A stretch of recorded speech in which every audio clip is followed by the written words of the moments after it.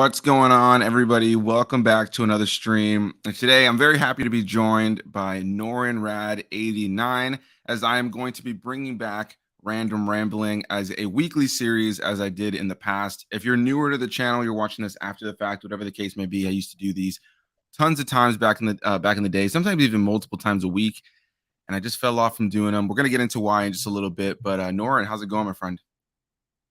Doing good, man. Just celebrated my birthday recently and stuff, and just been cranking out videos on the channel and enjoying the family life pretty much, man.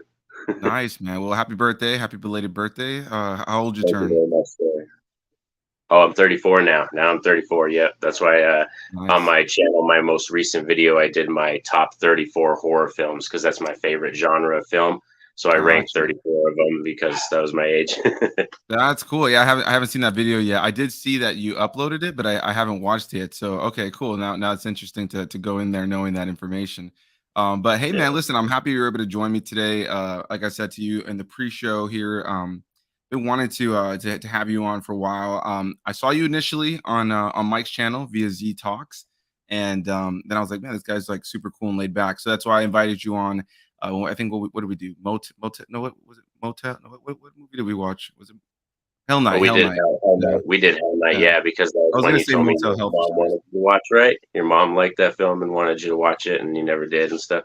Right, right. So it's funny. The reason I was saying motel for a second was because I originally asked on another YouTuber a couple of years ago, actually, to be on for Hell Night. And he sent me a portion, like his portion, but for Motel Hell instead. Oh And then no.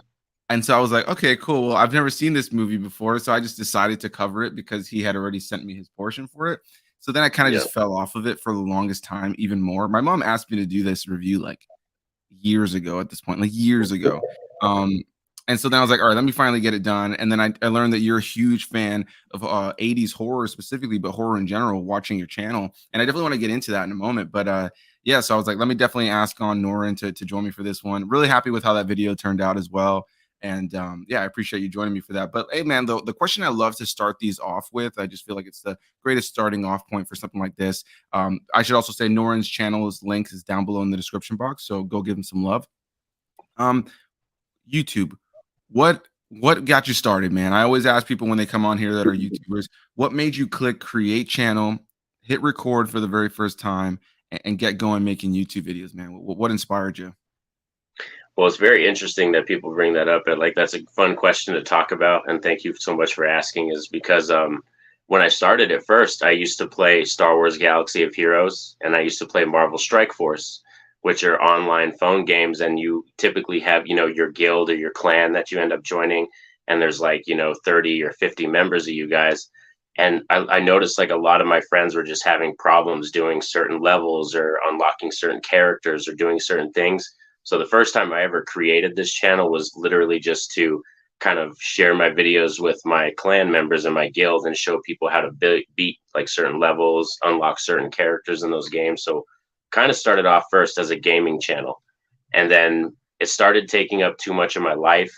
And I was like, I love doing the gaming thing, but it became a point where they were just really trying to suck too much time out of my life. You know what I mean? In terms of what the creators of the games wanted you to do and all these things and logging in every 30 minutes to do this, log in another 30 minutes later to do this. So I eventually stopped playing the games. And then it kind of grew into talking about movies because that's my first true love. And what I went to college for was creative writing and digital cinema arts. So I wanted to just, share that passion. I didn't really want to give up the YouTube thing. So it just evolved into doing movie reviews, rankings, and all that kind of stuff. So yeah, it kind of just evolved over time.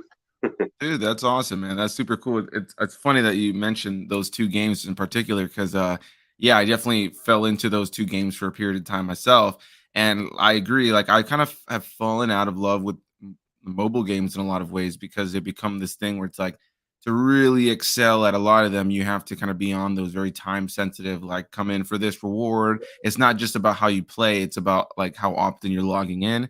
And and then it sucks too, because then it's one of those games where like you got only so much energy a lot of times that you can use to play. So then you have to like stop playing, maybe if you wanted to keep playing. And yeah, I just fell off of those games. But I mean, super cool, man, to hear you go down that path. And you know, you said that movies was a huge love for you, your first love. And so what is it about horror movies specifically that you really love about the genre? What excites you about the genre, and what got you into the genre initially? If you can remember, maybe some of the earlier horror film introductions for you. Sweet. Great question. That's fabulous. For me as a horror fan, being why I really gravitated towards it was that it's like that renegade genre of film. You know what I mean? They go out there and they do these amazing concepts and they like try to push the limits. And I love that fact because I've seen a lot of horror films that are so creative in terms of acting, cinematography, story, and they really pull out the best out of their crews sometime too, like the directors and all those kind of films that you watch. And horror films, like I said, they just push the limits and the boundaries, and I love that. And also, Halloween was my favorite holiday as a child. So just growing up around that holiday and wanting to dress up like Dracula or be Batman for a day, and then like all the horror films are playing on TV all the time. So my first real experience though was Nightmare on Elm Street Part 2. So slashers was my first introduction to horror. So that's why I love slashers so much, that subgenre. And my mom's a Fredhead. She loves Freddy Krueger. That's her dude. So she introduced me to Nightmare on Elm Street, and Part 2 was the very first one. And I still think today that's the best Freddy Krueger, the best of the Nightmare on Elm Street movies. I just love Part 2 so much. And then I started going to Video Update or Hollywood Video, renting Friday the 13th, renting Puppet Master, you know what I mean? Ghoulies, all those weird like covers that you see, because when you see those horror movie posters, they just speak to you. They like grab you. It's like reach out, grab me, and rent me. You know what I mean? Even if it's going to be some crazy, awful B movie, I laugh, I have fun with it. And there's so many experiences that I've had too, where it's introducing people to horror or, introducing my children to horror, that it just grows and grows. And it's become this thing where it's like, yeah, you literally like pass it on to your family members. It's just so cool. So yeah, horror for me has been something that is instilled with me since childhood, basically because of my mom, because she's a horror fan. And even my grandpa really liked watching slashers with me too. And I think it's because it's a simple concept, and he wasn't like one of those people that liked very high concept movies. Like I showed him The Matrix one time, and it was one of my fondest memories of my grandpa, because after we watched it, he looked at me straight in the face and he was like, "What the hell did we just watch?" And I'm like, couldn't stop laughing. Dude, he was like, "Don't ever put me through like something like that again." I love that, man. I love hearing about people's journeys with movies, man. I think it's something that's exciting about movies in general is how we can all have this different personal experiences. How the introduction to certain things is so different for everybody. Like the fact that the second Nightmare on Elm Street is your favorite of the bunch. And it probably has a lot to do with that being your introduction. Your mom loves the character. She showed it to you, and like it takes you back to those good times. My favorite thing of all time, everybody knows, is Star Wars. It's just always been embedded in who I am. Like I have like tons of Star Wars posters around the house. I got lightsabers sitting over there. Like there's Star Wars around my house everywhere. And like there's not everything that Star Wars has made has been absolutely incredible, but I just love the universe and so much. And it's part of what helped launch my love for film. And so similarly though, horror without a doubt is one of those things. And similar to you, going to video stores back in the day. Now, I used to go to video stores with my dad primarily, who's actually here in the comments real quick, and we're going to get to some of these comments in a second. It said 80s movie lover in the house.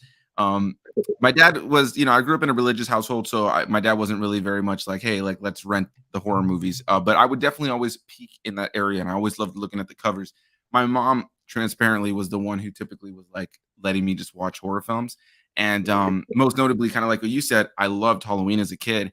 And I just loved it almost more so for like the Monster Fest and Monster Madness kind of like things they put on TV, where you're just watching all out of order, like Friday the 13th movies, maybe split in with like the original Amityville Horror and stuff like that. And that kind of stuff is just I have so many fond memories of it. And when it comes to horror in particular, the 80s is something I've always been incredibly fond of. So I got to ask, what is your favorite era of horror?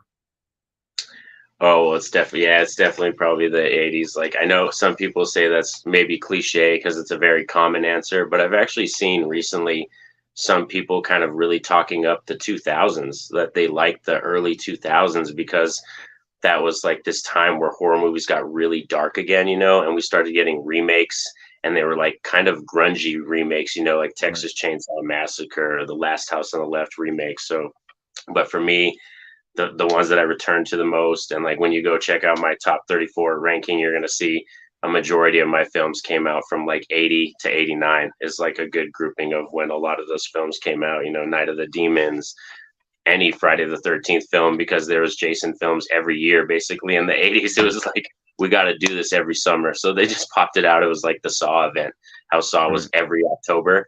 It was Jason every freaking summertime. So yeah, that's definitely the era that I return to the most is the 80s.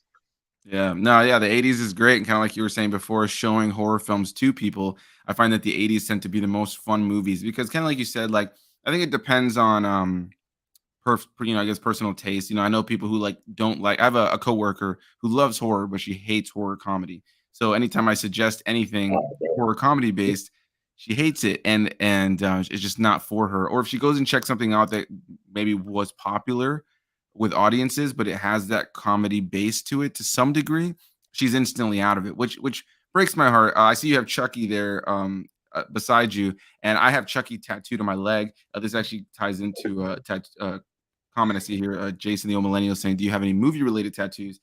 Yeah, so Right. I actually currently have on my leg, I have Chucky, um, who's standing in front of Venom. You have Stitch from Lilo and Stitch riding on top of Venom with his two guns out, and then I have Jack Skellington in his sleigh, the Santa Claus sleigh, with the Joker riding on the back of it on my left calf. That's what I got going on there. And then on my arm here, I can't really see it too well, but I'm working on a Darth Maul tattoo here, and I have Vader over here. I got Sweet. Boss in here, and then Boba Fett up here. I'm going to cover this Mandalorian symbol. Yes. So yeah, I see you got Chucky there. First of all, well, do you have any tattoos that are related to movies as well? Well, I have a lot of tattoos, but some of them, like specifically, like the ones that I have on my arm and stuff, I know they're kind of hard to see. Like this one is just like a puppet, and a lot of them are just things that my wife and my uncle designed because my wife and my uncle do tattoos. Oh, So nice. they just kind of practice on me and stuff. That's a lot. I don't think I've only gotten one shop tattoo. Every other tattoo I've gotten was by my uncle or my wife. So Oh, that's what's wow. pretty cool. But I have a lot of anime tattoos. I have Ichigo's masks from Bleach Nice, right nice. here. I have a Soul Eater tattoo on my leg, but then I also have Batman on my thigh. I got the Batman symbol, just like the symbol on my thigh. I got Punisher on my calf and Green Lantern as well, just the symbols. So, like Nice. my right leg, I kind of committed to just superheroes. My right leg is all superhero stuff, and then my left leg is all anime stuff. And I also have a Magic the Gathering tattoo. If anybody used to play Magic the Gathering back in the Yeah, day, yeah, for sure. I That's have the awesome, man. playing tattoo. That's super cool. Yeah, as far as anime goes, I don't know if you can see, I have the One Piece tattoo right here. Oh, Which dude. is I love that show. It's my favorite show of all time. But yeah, I love knowing that you like anime because I definitely have some questions on that now. But what I was gonna say initially about Chucky is Chucky's my favorite character, and I was mentioning that friend that I have that doesn't really like slashers and different Yeah. things like that of the 80s that are so cheesy. But that era for me is so much fun because you can just show people movies, and it's kind of like I feel like when we were growing up as kids, a lot of those things were kind of like deemed like kind of scary, and like you'd go to like a like some sort of pop culture store and they'd have like the Chucky dolls and the Freddy stuff and the Jason stuff, and it all seemed like kind of like this was scary. And then once you start watching it, it's like, well, it does have some horror elements, and I can see how it may be freaked out some people at the time. They're so goofy and they're so self-aware, especially Chucky, who is my favorite slasher. So who's your favorite slasher from the slasher genre? Awesome. Awesome pick, by the way. Chucky's fantastic. I do love Chucky, but my favorite of all time is Jason Voorhees, Friday the 13th franchise. So that's just that's the franchise that really, like, Nightmare on Elm Street Part 2 was the first movie I ever saw, but Friday the 13th was the franchise that really got me obsessed with horror. That was like, this is something I want in my life all the time. I just loved the story. I loved taking the journey with Jason Voorhees, and just that camp setting is just nostalgia for me. Like, I just love it. It's perfect. That's why I love Sleepaway Camp. I love The Burning. I love all those kind of, Friday the 13th kind of spin off, rip off type movies that they try to do because they have that camp setting. I never got to do that as a child, so maybe that's some reason why I gravitate towards it. I never went to a summer camp, or my mom never took me to one, so maybe that's something I always just craved as a child, like, kind of thing, and I love seeing it in the movies. So yeah, Friday the 13th, Jason Voorhees. I love the design, even the really crazy ones like Jason Goes to Hell or Jason X. I have a ton of fun with those movies. Right. I'm in the same boat where I have such an enjoyment of the franchise overall, where like even the worst installments in the franchise are still fun to watch for me.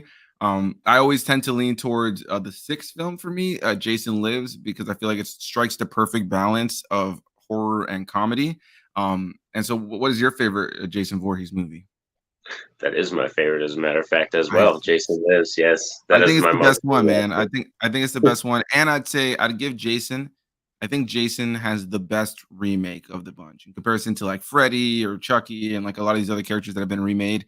Then the Friday the 13th remake is probably one of the better remakes of a slasher, Oh personally. yeah, Derek Mears was terrifying as Jason. That dude was amazing. Like, I hope Huge. when they reboot it or they do the film again or even the series, because we have that Camp Crystal Lake series coming. I hope they Right, right. somehow find a way to get Derek Mears involved, because he was a perfect Jason Voorhees.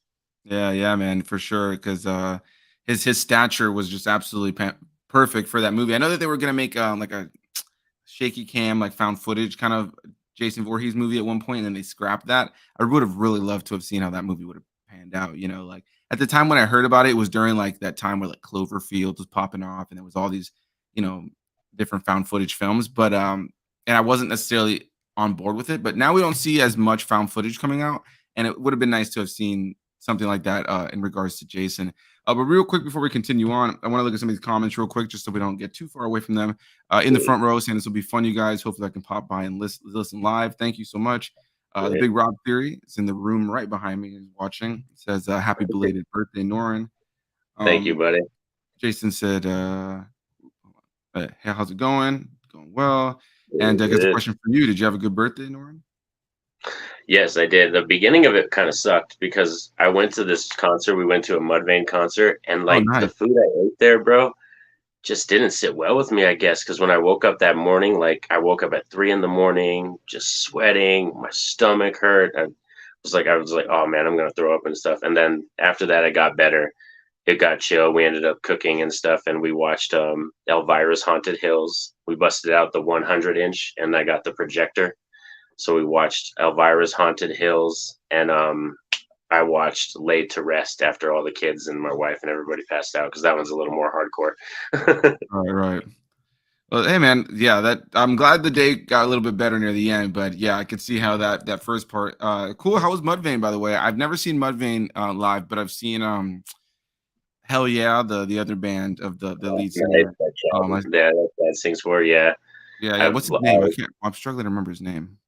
Oh, Chad Gray, the lead singer. Chad. Right, right. Yeah, I couldn't remember for some reason his name was escaping me, but yeah, I really liked seeing him with Hell Yeah. He sounds really good live for sure. Yeah, they were cool. They came with Gore and Cold Chamber, and it was Nice. Mudvayne was the headlining band. And this is the second time I've seen them, and they're great. I love them. They're one of my probably top 10 favorite bands, Mudvayne. Nice. Yeah, yeah. I definitely enjoy plenty of Mudvayne. I got plenty of them on my playlist. Definitely a solid band. So I've never seen them live though. It's definitely something I'm gonna have to correct at some point.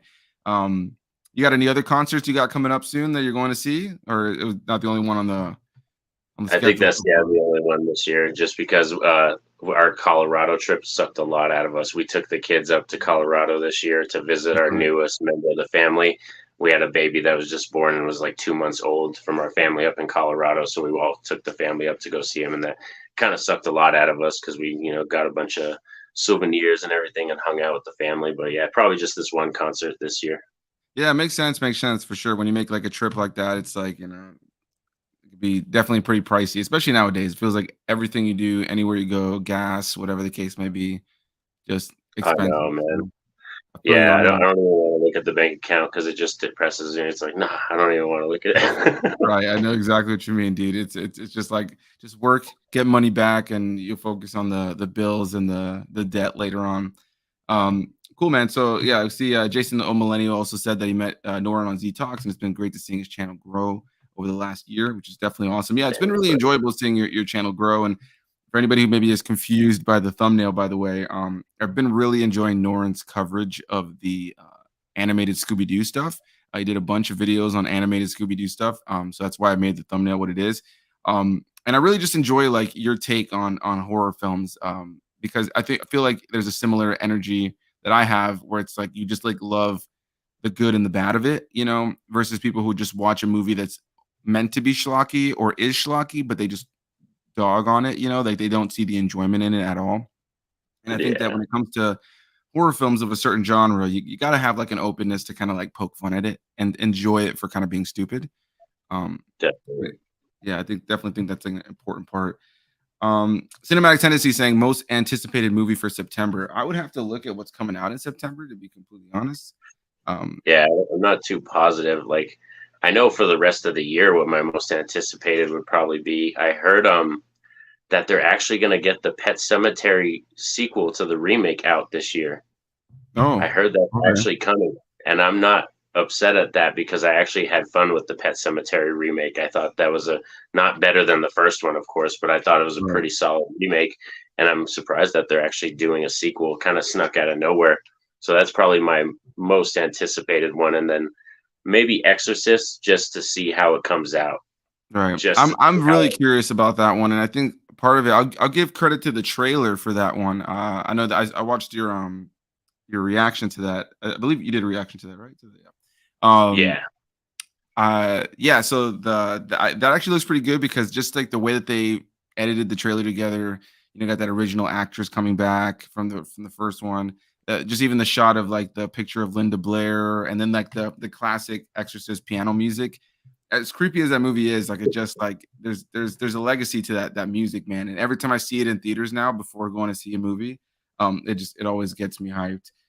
In regards to big movies coming out or movies in general coming out in September. Of the big ones that I can see here, you got like Equalizer 3 coming out um with Denzel Washington. To be completely transparent, I haven't seen Equalizer 2. I saw the first one, never saw the second one. So I'm not necessarily like running to see the third one, but I want to see it at some point.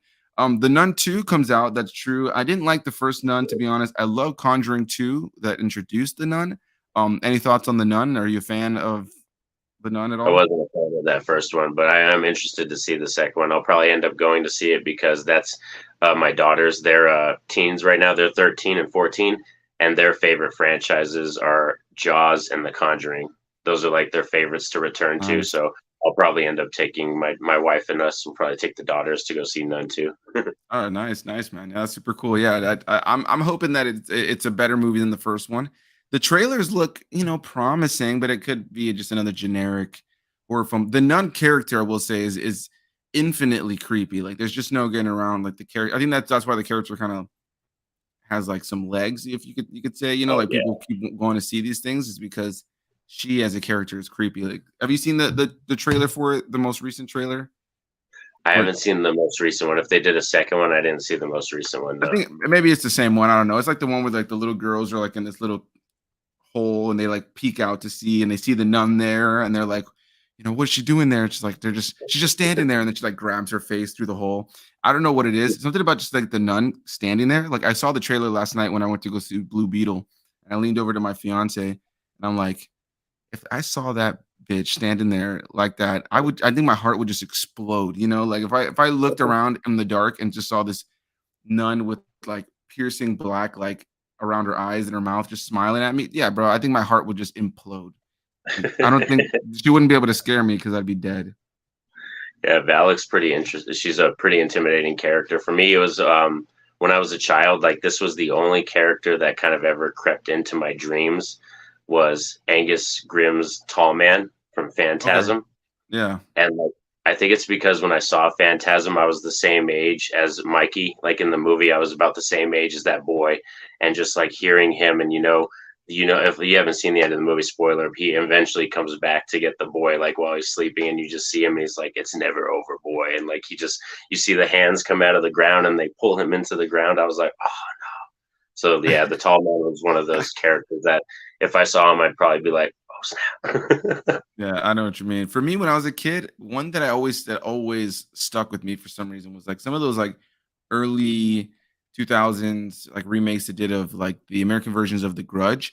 I never really like was scared of the movies as much as it was the imagery of like little. I hate to put it this way, but like like little incredibly pale, dark ringed Asian children. There was something about them Yeah. just like creeping up and down the stairs and like coming through like air vents and stuff to just freak me out, dude. Like freaked me out.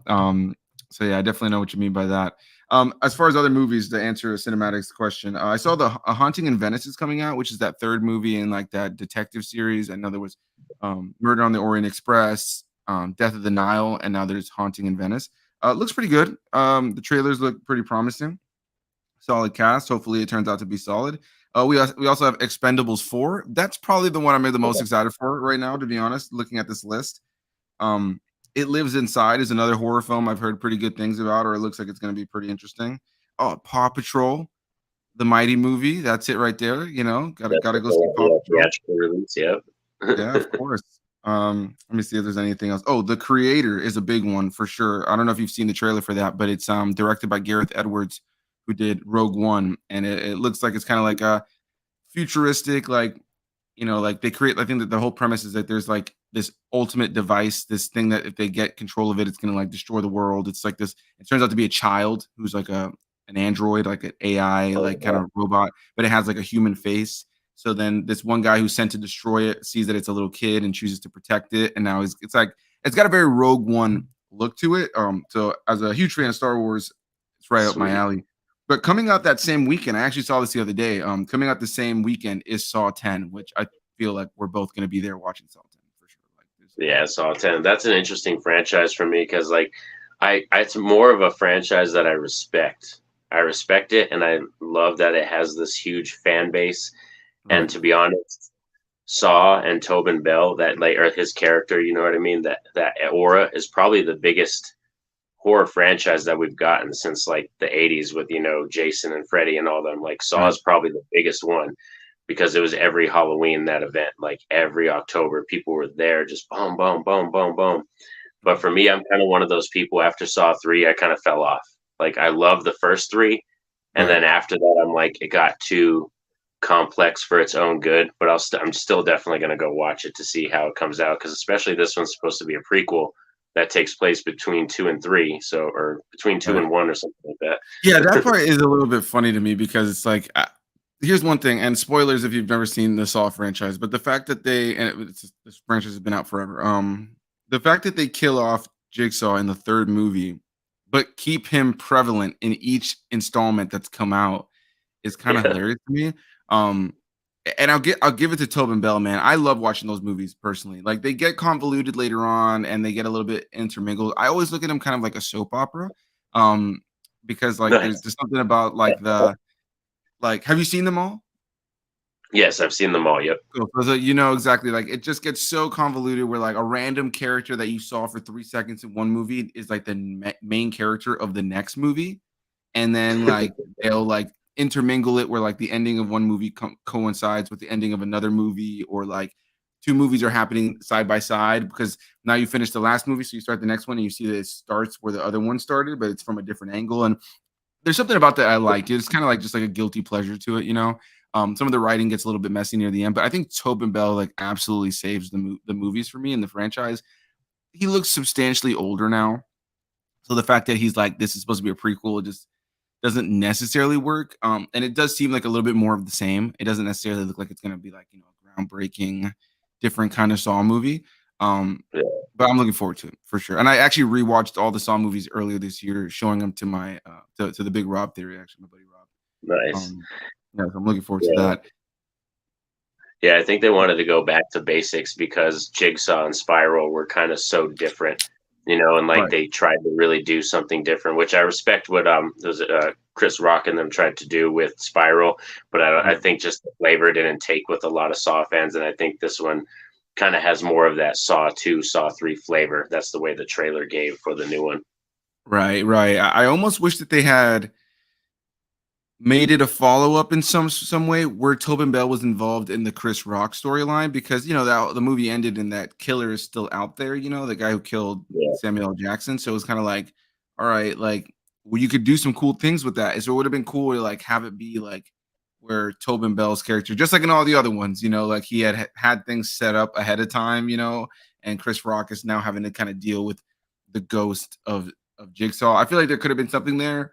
Doing a prequel that kind of sandwiches it between some other movies kind of feels like a little bit of a cop out because I don't really care about any of the characters too much. But I am excited to see it just because I love Tobin Bell in the role.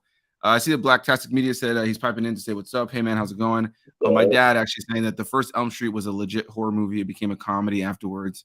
A young Johnny Depp in the original. Yeah. I would say that the first two Nightmare movies maintain like a real horror feel to them.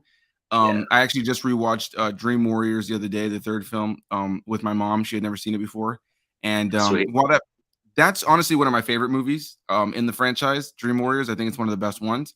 But I also am a fan of horror comedy, and there's so many moments in that movie that just like are so cheesy, but I love every single second of it, especially when they go into the dream world and they all start like showing their powers that they have. In my dreams, I'm a wizard.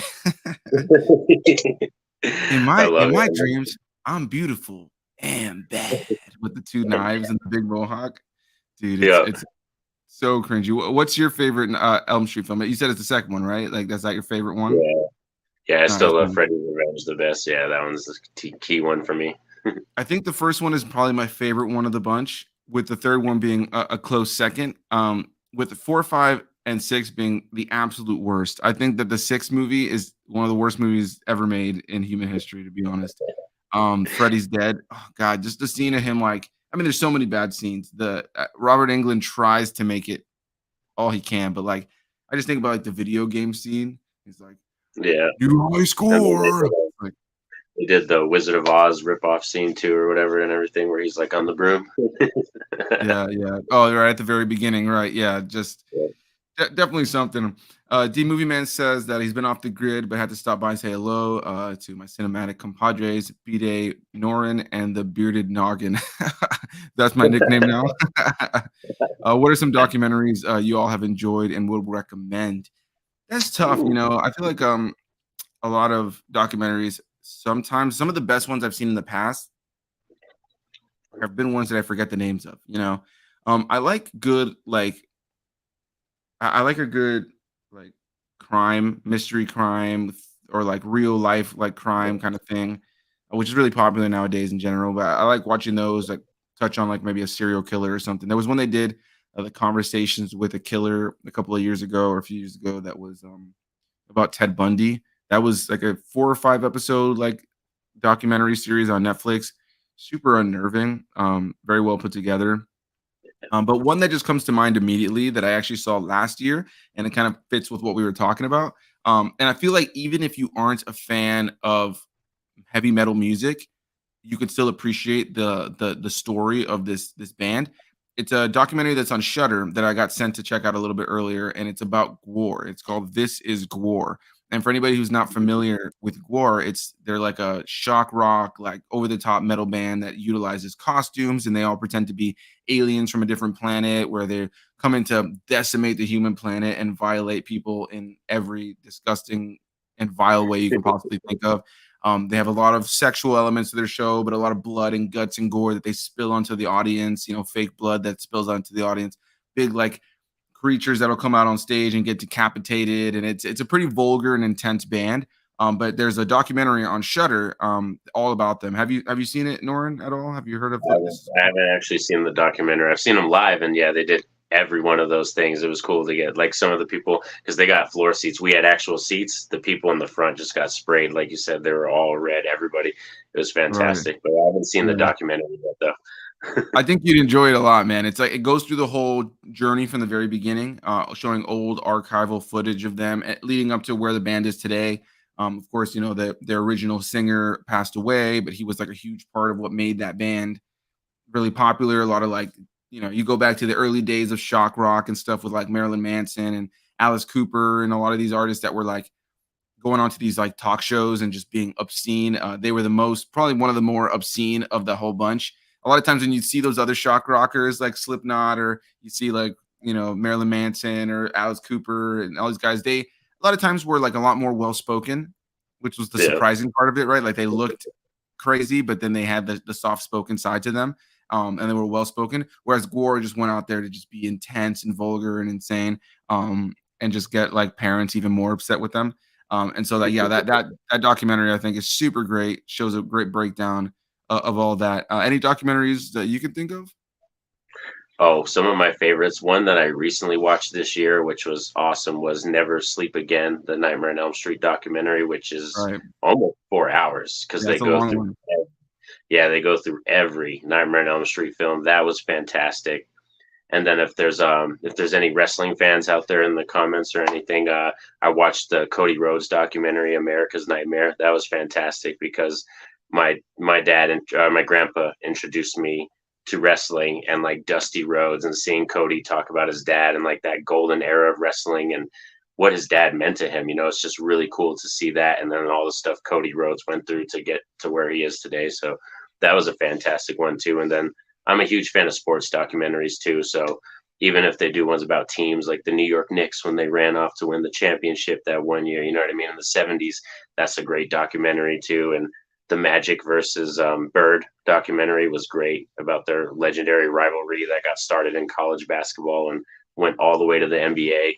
You know, so those, I love sports documentaries as well. Yeah, I do like a good sports documentary, and it kind of goes back to what I was saying initially before. It's like some of the documentaries I've seen, I can't remember the titles of, but I've seen so many good ones that have broken down like people's careers, different things like that. You know, I feel like before doing the YouTube channel, I didn't always track the names of documentaries, other movies, horror movies, just movies in general. Like I could tell you, oh yeah, I've seen that. We could talk about that. But sometimes I'd see a documentary. I'm like, yeah, I remember that documentary about this guy, but I don't remember what it was called. Another one too to just add into the mix because we're talking about horror so much is I'm sure you've seen at least one of them is the Into the Darkness movies. I don't know if you've ever seen one, but they have like I think like 4 of them now, and they're just like full breakdowns of the 80s. And the first couple that they made were like they're a couple hours long. And they have like interviews from like tons of actors and directors and writers and makeup people from the horror films, even like celebrities like Corey Taylor from Slipknot, and even like James Rolfe from Cinemassacre on YouTube. Um, and it's super cool. And they break down like all the classic horror films in like the first one and the second one. But by the time you get to the fourth one, they're just looking for like the super niche, like B 80s horror films. And they're a few hours long. If you've never seen it before, highly recommend them.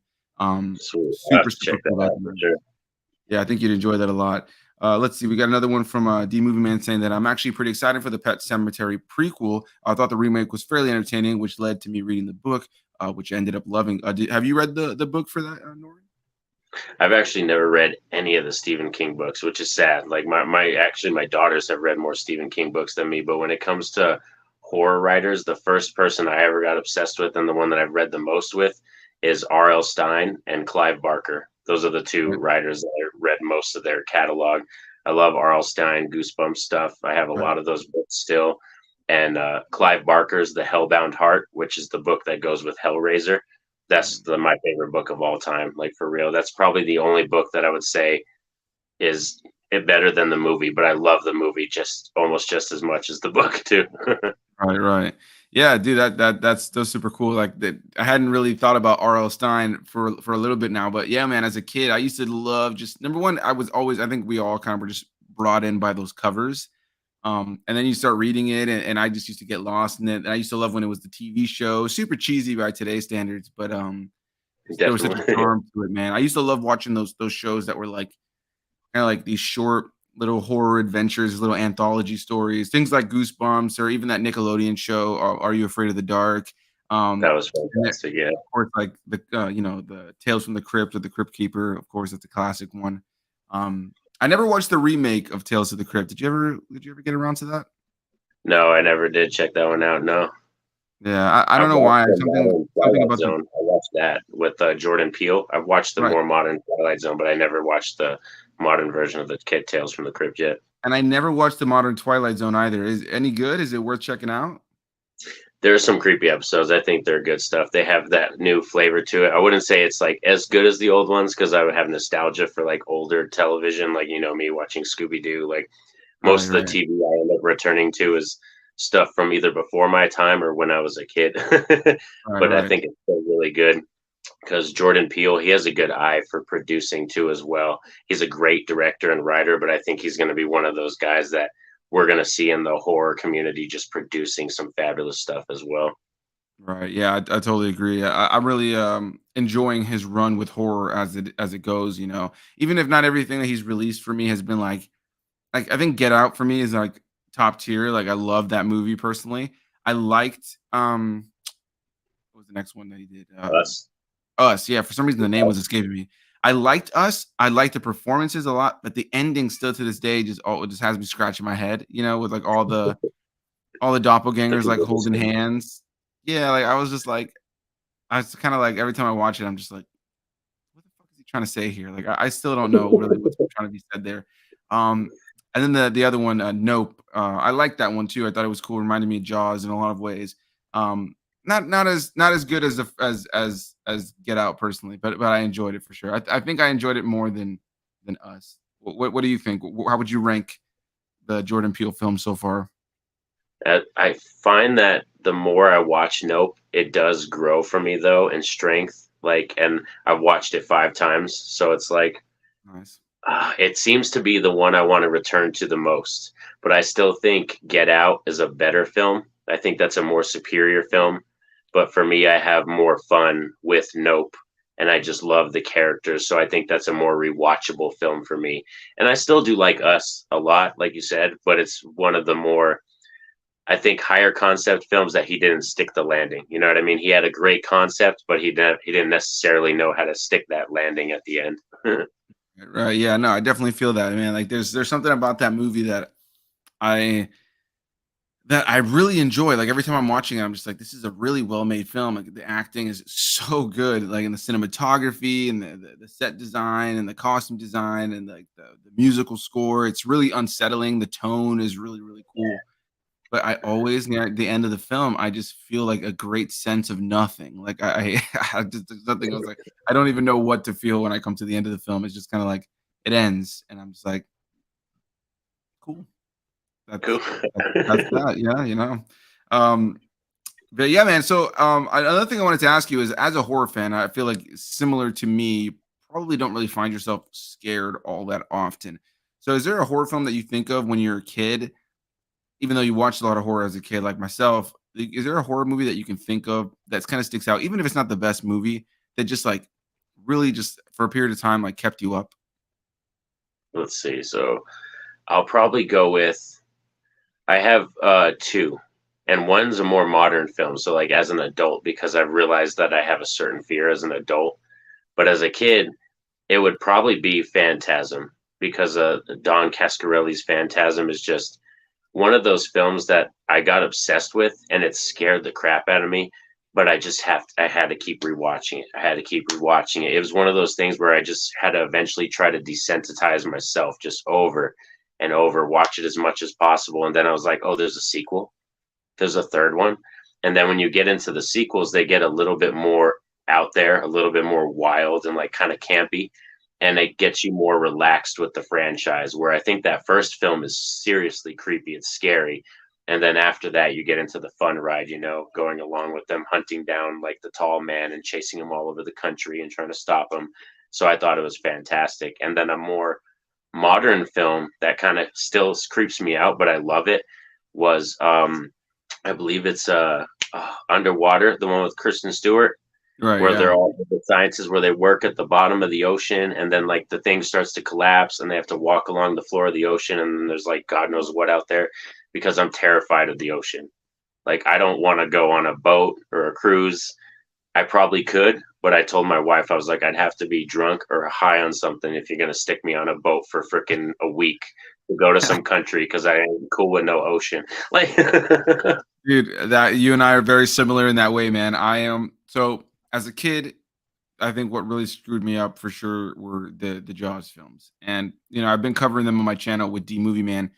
Most of them, outside of the first one, are terrible, right? They're not good movies. So it's easier to kind of just like brush them off. But as a kid, man, just the shark craze in general, it really fucked me up, man. Like there's no getting around it. Like it really messed me up. And I have an absolutely ridiculous fear of the ocean, same as you. Not just sharks are my biggest fear of all time. I am petrified of sharks. The idea of being in the ocean, I can't do it. It's not comfortable. You won't catch me snorkeling, nothing like that. Um, Other sea creatures as well just freak me out. There's something about sea creatures in general. Yeah, like there's beautiful stuff out there. Like people always think Definitely. of like a beautiful coral reef with a bunch of colorful fish and a beautiful manta ray that swims by with a dolphin and here comes Nemo. Um, but for me, a lot of the creatures, man, like a lot of the creatures that are in the ocean are just terrifying. Like and just like there's a lifelessness to their eyes. There's kind of like a soullessness. Sharks in particular, there's so many variations of sharks. And even the beautiful creatures like an orca, it's like, wow, gorgeous. This thing is one of the most dangerous creatures that lives on the fucking planet. Like For real. it's one of those things where it's like, hell nah, man. So I have done a lot of stuff in the water, I will say, and I don't know how I've done it. I have done like snorkeling, like in the deep sea before. I remember I did it one Oh, time wow. in Costa Rica with some friends. We were on a school like trip, a senior trip and went to Costa Rica, and it was a really cool experience.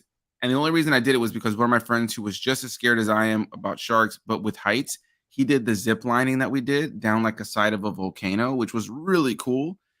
It was super awesome. Like you're over like the rainforest. There was like monkeys swinging in the trees, like That's beneath cool. you, and like super cool. I loved it, but he was having a heart attack. And so the deal was if he did this zip lining, I had to do like the deep sea snorkeling. I'll just tell you this, I never looked down. I never put on the goggles and I never looked down. I just paddled right at the top with all my friends and they all looked down and they told me what they saw and I just made sure I was close together so that if a shark Yeah. came, I'd be like the last option. Um, but yeah, man, totally agree with you on the ocean. I have done cruises and stuff like that, and I have been in boats. But terrifying experiences every time. Never comfortable. The only times that I found myself comfortable on the cruises are when I was like kind of like you said, a little tipsy, and like and I'm inside the boat. When I was inside the boat, and you got like they got like shops in there and restaurants and like stuff. I can kind of tell myself like I'm at a mall. That's Now, true. if anything was ever to happen where like the ship is going down and I'm at sea and they're trying to give me a life vest, I'm just gonna go like this and just crack my neck right then and there because it's just like I'm not gonna be working well in the ocean whatsoever. Um, so yeah, shark stuff in general always freaked me out when I was a kid. Um, but if there's one that always stands out to me, man, it's not like the greatest movie, but one that stands out to me is like it just fucked me up for a little bit was The Strangers, the original The Strangers, with Liv Tyler. Something about that movie, it's just creepy, man. Have you ever seen that movie before? Yeah, that's great. That's one of my kind of like underrated slashers, but I like because a lot of people don't talk about it. You Right. know what I mean? But I love the atmosphere. It's kind of one of those films that's similar to like John Carpenter's Halloween.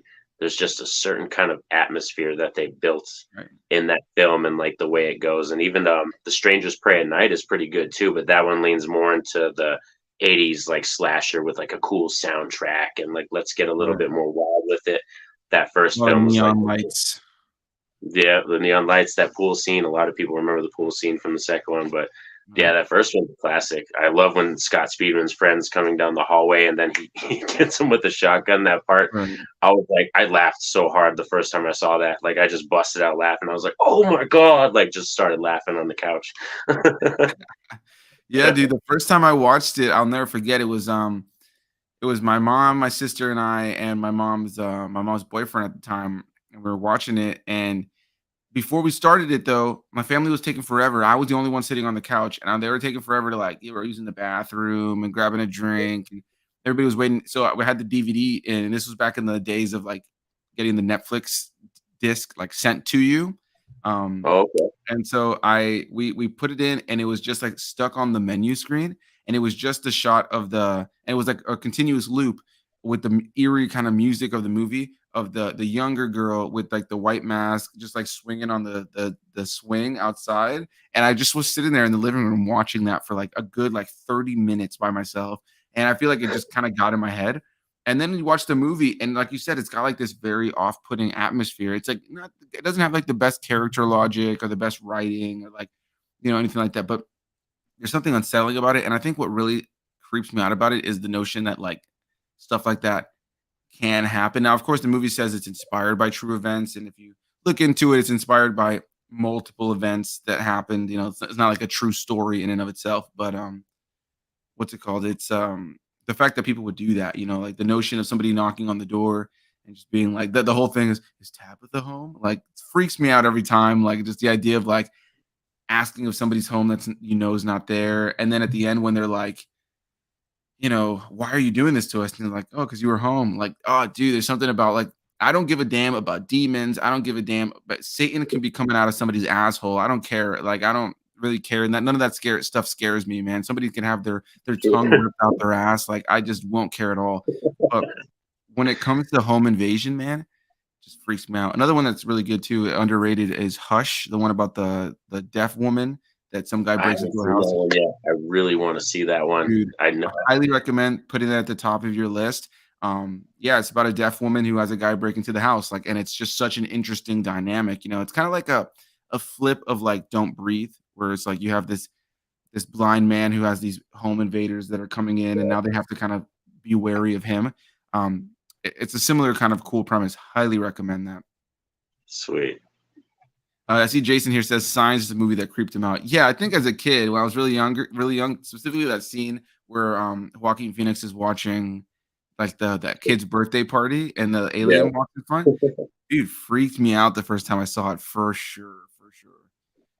Yeah, because he made it seem so realistic. Like M. Night Shyamalan really grounded that movie. Right. It's so grounded and it's rooted in really great characters that you get invested with. You know what I mean? Joaquin Phoenix, Mel Gibson, they just pull you into that movie. So by the time, like you said, that you're hitting those moments where they're getting shocked or they're getting creeped out, you feel the same way because you're like so invested with these characters. Right. It doesn't feel like hokey, and I think like going into it, I think the marketing did a good job of like not really like selling you that this was like a traditional alien movie. So when you see the alien like across the way, like standing on top of the house, or like you see like the scene at the birthday party, and you don't see them all that often, so it doesn't like feel like, oh wow, this is like a big sci-fi, like pew pew pew, like this is Star Wars kind of thing. Like Yeah. it feels unsettling, it feels creepy. So yeah, Jason, that's definitely a good one. See, Jason also commented saying that, have you seen Wait Until Dark? That's a good movie dealing with a blind woman being terrorized. No, I haven't seen that one, but I love. It sounds terrible because anybody who's disabled having to deal with anything like that is a horrible thing. But I love a good horror film that throws in a character that is disabled in some way. Like I just feel like it leads to a really interesting story. We were talking about Chucky earlier. Like I love Curse of Chucky because I love, the fact that they brought in Fiona Dourif to play, this new character, and she's in a wheelchair and she's got to deal with Chucky in a wheelchair. Taking away that classic thing that people always say, why don't you just kick him? Like anytime Chucky's around, it's like just kick him. But you completely remove that by having a character who's a paraplegic and has to be in a wheelchair. I feel like it creates a far more interesting story. Do you have any of those that kind of stand out to you, of like one where like the main character is disabled or handicapped in some way? Trying to think of one that would like stick out. I mean, we already brought up Don't Breathe and kind of talked about that, and I really did like that because that was a Fede Alvarez movie, and I love Evil Dead 2013, and Fede Alvarez is doing some really good stuff. I'm trying to think of one. Well, probably actually Friday the 13th Part 2 has one of my favorite kills of the guy who's in the wheelchair, who's about to Right, get them too. He's about to get lucky with a very gorgeous girl who's right. in like, all into him. They're like playing those little handheld games, and she's like, "I'm gonna be back," and get dressed all sexy, and then leaves him there by himself to get killed. And I was like, "Damn." Yeah, yeah, he was about to get it on. My man in the wheelchair, like he was so ready, and she was super into him. Like you said, like she did. You had all these other dudes that were there that were like, muscular or like studs or whatever, and she's just like, nah, the dude in the wheelchair. Yeah, he gets the machete to the face, and then I love that they actually set down like an actual wheelchair with like a fake. I don't know if it was like a stunt actor or a dummy. I'm assuming it was a dummy in the '80s, Yeah, but I think it was the um, dummy, and they do the crash zoom. It's like like yeah, a yeah. crash zoom on him.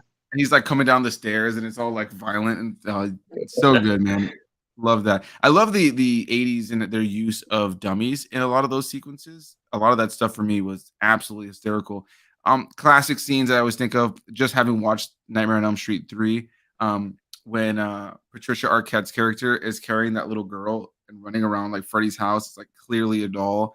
Of course, the classic scene in the original Nightmare on Elm Street Oh yeah. where he rips the mom through the door at the end, like, and it's just like just clearly a doll. Stuff like that. I love it, man. Are there any random things like that where the effects are so obviously bad, but just like you love them when you think about them? Oh, my favorite. One of my favorite movies. Let me grab it real quick. This is one of my favorites to watch. Larry Cohen's The Stuff. Have you All ever right, seen this man. movie? I haven't. Yeah. No. Oh, so this is a great film about like consumerism and like capitalism. It's got so much great subtext stuff about do we really know what we buy in the store? And like this stuff is something they sell at the store. It kind of looks like that marshmallow stuff that you put in your like hot cocoa and everything, and it gets people addicted to it. And it's got some of the worst special effects, but also some of the best that I've ever seen, and it's just hilarious. The use of green screen and having them there when like certain scenes are on fire and the stuff is just oozing out of everywhere. It's just hilarious. Larry Cohen does some hilarious movies. I'm gonna have to check that one out for sure. Is it from the 80s as well, or Yeah, I believe so. Let me see. I think it's from 1986. I don't know if they put them on the back today. Yeah, 1986. Yep. nice, nailed By it, nailed it. Lakeshore Pictures. If you remember Lakeshore Pictures, the old school. Yeah. Okay, cool. Yeah, I'm gonna have to check that out for sure. I have to put it on my list. I see Jason also commented saying, "Oh, what's your feelings on Stephen King movies, TV, and books?" So me personally, kind of like you, I've never read a Stephen King book. I've never really been a big reader. I'll be honest. When I was a kid, I was like, "Fuck that, man! I'm all just about video games and movies, bro." As I got older, I started letting go of that. The only thing that I like, I read books for like school and stuff like that, and the only books I ever dived into myself that I was really interested in, that I still keep up with are Star Wars books. I love the Star Wars world, and just like keeping up with the expanded universe of books, and how that all like ties into a lot of the movies and TV shows that we're seeing today. Like a lot of the stuff that we're seeing tied into stuff. It feels rewarding to have read that, been introduced to these characters and storylines, and then see it be appearing in live action or even in animation. It's pretty amazing. But as far as Stephen King stuff, I really enjoy a lot of movies based on his stuff. There's definitely some weak stuff. I think like because there's so many Stephen King based Yeah. movies now, not all of them land incredibly well. There's some that I really wish were a lot better. But yeah, I've always really enjoyed a lot of them. I know he hates it, but I think we all love The Shining. It's one of those classic movies. I really enjoy. I used to love watching that old classic TV miniseries of It, but the new It that they created, I feel personally blows it out of the water. Like I much prefer watching the Like chapter new. 1 and 2. Yeah. Yeah, yeah, specifically chapter 1, man. Like, I watched that movie so many times after it came out, a couple times in theaters. There's something about that young cast that they chose, and, um, Bill Skarsgård, like, he just nails it in the role as Pennywise, and just, yeah, just really, really enjoy those. But, yeah, I've always been a fan of anything like Stephen King based that pops up here and there. Like, there's some really cheesy stuff from, like, the '80s and the '90s for sure, but, a lot of it's enjoyable. What about you, man? What about your journey with Stephen King? Yeah, so definitely, like you said, no books that I've read of his so far yet. I need to pick up one at least. Maybe I'll promise myself that by this year, by the end of this year, I'll read at least one. But in terms of his movies, it's definitely the It miniseries. I love it. Like Tim Curry just speaks to me, and the It miniseries when I watch it, it's like comfort food. It's like that homemade meal that your mama or your grandma makes you, and it's like that. You think about it all year, and then you go to their house or something, and then they're like, "Oh, come on, I made you your favorite dish." Like that's what the It 1990 miniseries is to me. But I also love Children of the Corn. A lot of people don't really like that one. I think the first Children of the Corn is really good. I Yeah, love I the like that one music. for sure. Yeah, and then have you ever seen a Graveyard Shift? I think that's a good one. That has Yeah, it's been a long time. I don't remember it super well, but I have seen it. I used to watch it. It was one of those things that was just on TV, especially when AMC used to do like their Monster your Fest and best. Yeah. yeah. Yeah, and then another underrated one I think is really cool is Dreamcatcher. I think that's a really good one that a lot of people don't talk about. It's got a good cast, Yeah. has horror, has aliens in it. It's got a little bit of everything. It's got a bad Morgan Freeman. If you ever want to see Morgan Freeman as an asshole, he's in there as a villain. So that was kind of cool. Yeah, man, for sure. Yeah, those are some good picks there for sure, man. Like Stephen King has written some interesting stories, right? And they've had some pretty good adaptations. There was that one that they did a few years ago, a good few years ago now. They had Idris Elba and Matthew McConaughey. Oh, the Dark Tower, the one that was Dark based off the Tower. I, books. Yeah, I thought that was gonna be awesome when I saw the trailers and stuff, and then I saw the movie and it was like it was cool, but it just didn't ever really like it didn't do it for me. It didn't do it yeah. for me. I've heard that's kind of like his Lord of the Rings like, in books terms, because I think he did Right. 3 of those books or something. That it's kind of like Stephen King's Lord of the Rings. That's what people talk about when they speak about the Right, Dark because it's Tower got, book. like, really cool, like, fantasy elements and all this kinda cool stuff. It's right up my alley, and I liked a lot of the action, the cinematography, like, it's not, like, a terrible movie or anything like that. It just I remember thinking to myself, "Oh, I was so hyped for it," and then when it ended, I was like, "Alright, it's alright." I'd like Yeah, to revisit it. That's one I'd like to revisit. I see the Cinematic Tendency says, Hush is good stuff, pretty original. I've seen it only once. Yeah, I've only seen it once myself too, but it's one of those that just stuck with me, and something I've been wanting to revisit. I saw it before I did the YouTube channel, so I guess I'll have to give it a watch some point soon to do a video on the channel. So we were talking a little bit earlier about the fact that you are a huge fan of obviously stuff that you grew up with or stuff from before your time, and of course lately you've been covering the Scooby Doo stuff. What are some other cartoons from your childhood that you really enjoy? Especially maybe some stuff that leans a little creepy. My personal favorite cartoon as a kid was Courage the Cowardly Dog, which I feel like you have to be a fan of, right? So yeah. yeah, what about you, man? What any other cartoons from your childhood? Oh yeah, I love that one. Courage the Cowardly Dog was great because when you look up like the lore behind some of those characters, like the villains that they had in that, they were great. Like some of like the Yeah, villains that they got, and I loved Courage because he's just such a loyal dog. You know, trying to protect Eustace and his mama. You know what I mean? Trying to protect him, even though Eustace is just such a jerk to him all the time. right, right. I think there's one called was Ah Real Monsters. I used to Yeah, love that one. We had the guy that held his eyeballs and the little red like devil looking guy with the raspy voice. I used to watch the Beetlejuice TV series. I remember that. I don't know, like that one was really fun where Lydia and Beetlejuice were friends and stuff. That was a really cool TV show back in the day. And then Ed and Eddie. It doesn't have like horror vibes, but Ed and Eddie. Oh man, because I had all my friends lived in like the cul-de-sac near me, so it kind of just reminded me of my neighborhood. You know, like all those silly kind of characters you meet in your neighborhood. You just messing around with your friends, walking down the block, and you guys get into some trouble. You know, trying to get money to make job or get job breakers. You know, some silly shit like that. yeah, man. No, I love that. Those are some great picks right there, man. And All Real Monsters is one that just takes me back big time. Like and I just loved how like offbeat a lot of the horror film or the horror, I guess you could say horror shows, like these little horror, like kind of horror light shows were for kids. I think Scooby Doo was one of those classic introductions to stuff like that for young kids. But like, Courage the Cowardly Dog, it had some freaky stuff in it, man. It was very off putting at times, but I loved it, man. I never got tired of it. I could watch it any day of the week. And kind of like you said, they had such really, really strong villains, like episode to episode, like ones that are like memorable and that you can think of the lines of dialogue around them, or like there was the cat, the red cat. I think his name was just Cat. There was the roach guy. Yeah, There was like Fred, like whatever, like the one that did the haircuts. That was like yeah, that kept saying, that's what I was just "No." gonna think of too. Yeah, that dude was crazy. And then the that duck that was like a thief, that weird duck who like he did the thing where he was kind of like a master of disguise, and Right, he kind right. of tricked Eustace and the grandma into like giving him this house or something like that. And he was trying to take the house from them. Yeah, yeah.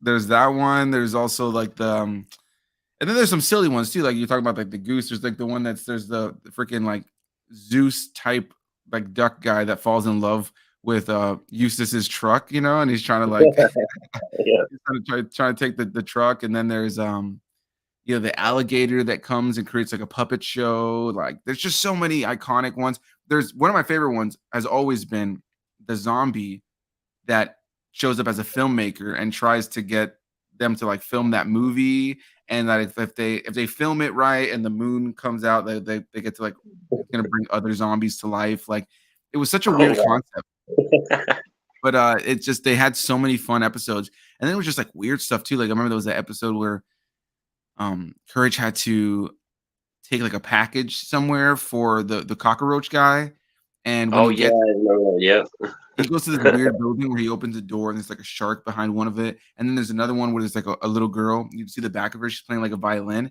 and she turns around and then she has this huge claymation face like roar at the screen. Like it was so weird. Like I can't even believe that they made stuff like that for kids when we were growing up. But I'm so grateful for it because when I see a lot of the stuff that kids have today, it's like, wow, there's a lot of cool stuff. It's just it all feels very kind of watered down, you know? Yeah, it feels more cliche. Like in terms of modern cartoons, one that like my son watches that I find kind of funny is Amazing World of Gumball. I Right. think the writing in that is actually pretty slick, and they have character episodes that are like it's a callback to like Terminator and stuff like that. There's one that's where like it reminds me of those kids that got obsessed with World of Warcraft. Like they have an episode that's about gaming and getting obsessed with computer gaming and stuff. So I like that one. That's probably the most modern cartoon that I'll like sit down with my son and I actually really enjoy that he watches is yeah, Amazing World of Gumball.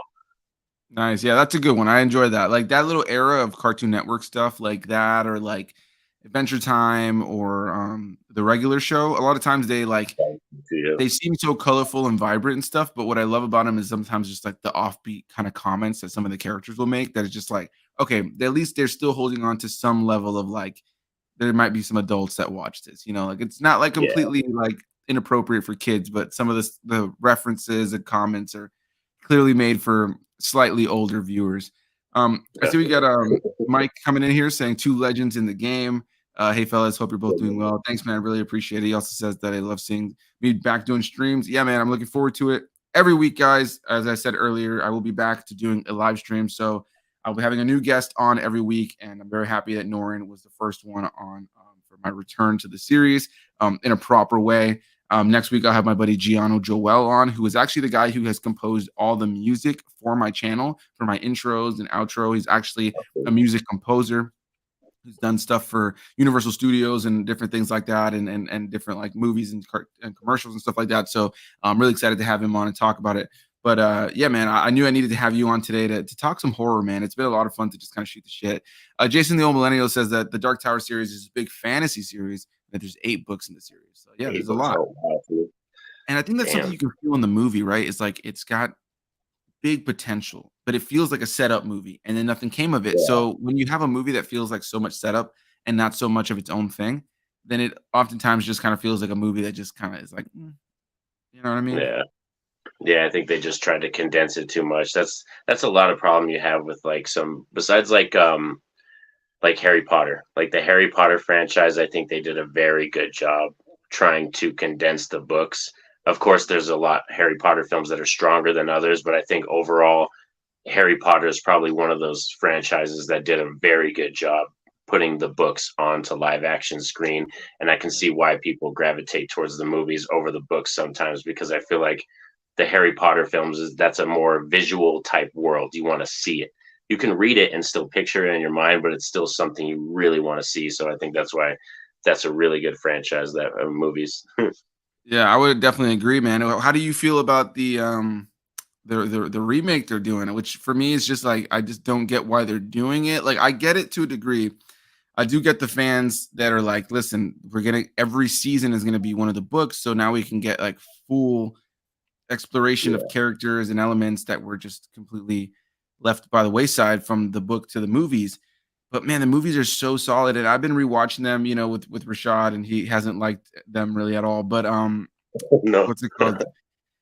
I love those movies, and I think for the most part they nail it, you know, and that's what got me into Harry Potter. Like I said, I'm not really a big reader, and so I got into them through the movies, and I just feel like the casting, the music, the costume design, the set design, like those movies could have been presented differently in the hands of different people, you know. If you hadn't gotten John Williams to do the musical score for that first movie, tonally with the musical score, it could have been substantially different. So I always keep that in mind when it comes to movies, how different something can be depicted depending on who's yeah, creating it. And when it comes to like this new series, I just feel bad for any of the actors coming in playing these roles that are so beloved, you know, especially the kids that are going to be playing Harry, Ron, and Hermione. Like they're going to be so compared and criticized unfairly and, you know, right out of the gate because we already have the perfect versions, you know, like it doesn't make sense to me. So what are your thoughts on the Harry Potter series that we got coming out? I'm definitely very nervous for it. I want it's one of those things where I'm like kind of reserving judgment until I physically see like trailers and what kind of vibe they're going for. because I don't really want it to be just like a straight up kind of copycat thing, just a longer version in TV form. I really want it to be its own kind of thing, like you said, and be something new that I could enjoy. Where it's like some days I want to watch the movies, or hey, maybe some days I want to dive into season one or season two of the show because I like that version, you know? So I want to reserve judgment until I see the trailers.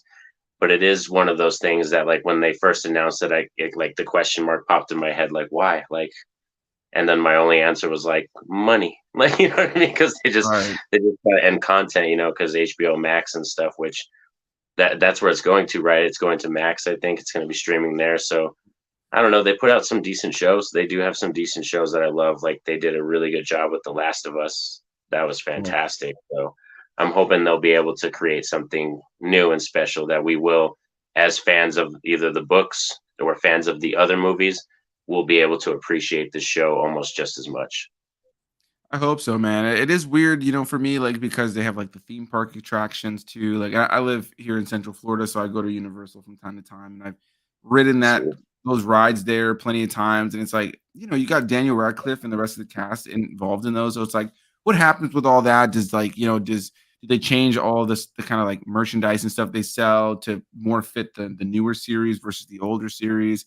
While the older series has some special effects and some stuff that hasn't aged 100% well, I think for the most part, those movies are incredible, like, they're yeah, so good, and it's such a good progression, and how many series, even, like, my favorite series is Star Wars, but, like, one of the downsides that I think Star Wars has a lot of times is that it was been made over the course of so many decades by so many different filmmakers with so many different cast members, and while they've been able to bring things together, and it's nice to see certain actors return in an older role and stuff like that, the reality is they haven't been able to just do, you know like the yeah, 9 movies that are the main Skywalker saga in one shot where we get to see the actors age together. It's like Harry Potter is one of the only series that has like that kind of a long running thing where they're able to do that. Now, there's TV shows that are able to do that too, but as far as movies that just really nailed it and just like didn't really have a whole lot of recastings, outside of like Dumbledore because the original guy passed away and stuff like that. yeah, Um, yeah.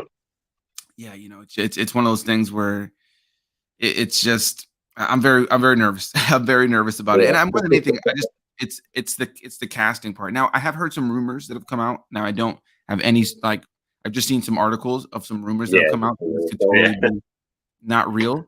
Um, One of the things that I thought was the most interesting, that I saw in some of these rumors was Adam Driver as Snape, which is like a fan casting thing.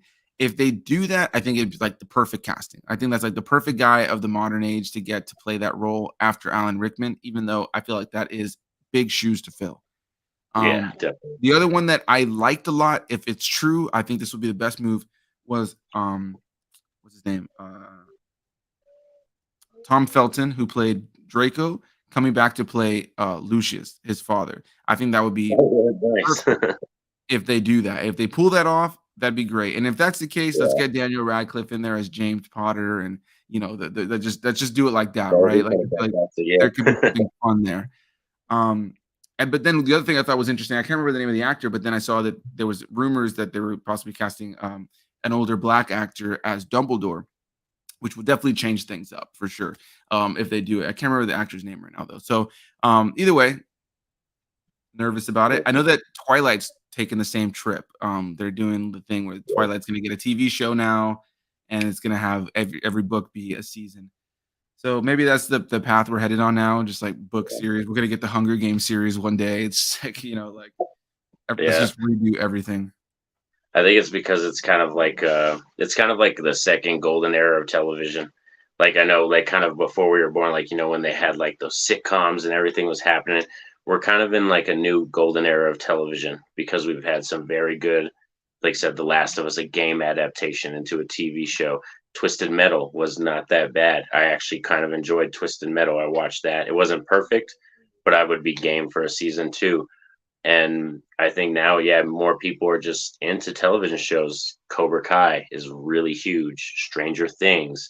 So I think we're in like a second, regeneration of a golden era of a new televisions. And Cobra Kai is the perfect example of why I think it would have almost worked to have made a Harry Potter series that was a follow-up to those movies where you focus on, they have that book that they released after. What was it? Was it they made a play of it? something child. My brain is. I don't know if I remember that. I've seen all the movies in the TV show, but I don't think I've seen that. There's a Harry Potter play that they released that you can go see like on Broadway. Oh, The Cursed Oh, Child. no. Yeah, and I remember I bought my fiance the screenplay or like the stage play book where it's just like the script, and yeah, like that's all about like the kids, moving forward. And I would have loved to have seen like an adaptation of something like that in TV where we can bring back those original actors as these roles and but focus on new kids. Like I think something like the Fantastic Beast movies. I like the first one. The second and third one didn't really do it for me. I think that the fan reception hasn't been great and the money hasn't been great that's been brought in by them. Um, but then I played that Hogwarts Legacy game that came out at the beginning of this year, and I loved it. And I thought the story was cool and it was different, and it Nice. took us way into the past, and it like allowed for like just like a cool, fun new story in the world. And part of it is that you're in it, you're getting to actually play it. But I thought it was Yeah. so cool, and I think they could have done so much more with a Harry Potter movie or TV series if they just do something new. So the idea that they're just redoing it is just kind of like, again, I feel bad for the cast that's coming in. They're just going to be compared to all hell, and it's just not going to be fair to them. Like even somebody like whoever they get to play Hagrid, like people love Robbie Coltrane who played Hagrid in those other movies, and now he's passed away. And so you're going to bring somebody else to play that role. It's like I just feel like you're kind of shooting yourself in the foot. Like you're Yeah, just it's adding gonna be something. heavy criticism. Yeah. There's a question I'm actually really interested in your thoughts on. Jason the Old Millennial says, is there a horror trope or cliche that you get tired of? A horror cliche I get tired of. Ooh, let's see. Mm, I would probably say my least favorite one, which is a lot of people love this, is that whole leave it to your audience's imagination. Like when they don't show you, and I know that's effective in some where there's some ways where it's totally effective. Don't get me wrong. My favorite example is Sleepaway Camp, the very first one. When Angela kills a specific character, we just get a shadow shot, and it is one of the scariest, worst deaths. Like and the sound effects, you hear it, you're like, "Whoa!" And all you do is see like the shadowed silhouette on the wall. But I'm typically one of those people that I want to see it. Like if you're gonna go there and you're gonna try to do the kill, or you're gonna go that route, I want to see it on screen, and I want it to be practical as possible. You know what I mean? And like something I can tangibly touch. So Right. probably that cliche is probably my least favorite. Gotcha. Yeah, for me, it's tough, right? I think the jump scare at this point, but not just the jump scare that's like a classic, like the ghost comes out, like whatever. I can go hee hee ho ho, like that probably got somebody in the theater. For me, it's the music ramping up. They're walking around a corner, and then it's like their mom, like, "Oh, honey, I didn't mean to scare you." It's like, "Mom," like some moment like that where it's just so like, or it's like they heard something shuffling and they go to open the door and then a cat comes out. It's like, "Oh, Whiskers." It's like, dude, I'm so over those moments. Like, it's like, let's just that was fun in like the 80s and the 90s, but when we still see that in movies today, I'm just like, Yeah. come on. Come on, dude. Like the friend around the corner. Yeah. What's I I have do? to just let my dog out real quick. I'll be right back. Yeah, you're good, man. No worries, no worries. I can sit here and ramble. All right. So Mike, I see you commented in here saying that at least we're not talking about bad things. Yeah. So for anybody who hasn't seen that movie or seen my review for it, I put a review up on the channel known for a movie called Bad Things. I know Mike has a review up on his channel as well. And did you see that?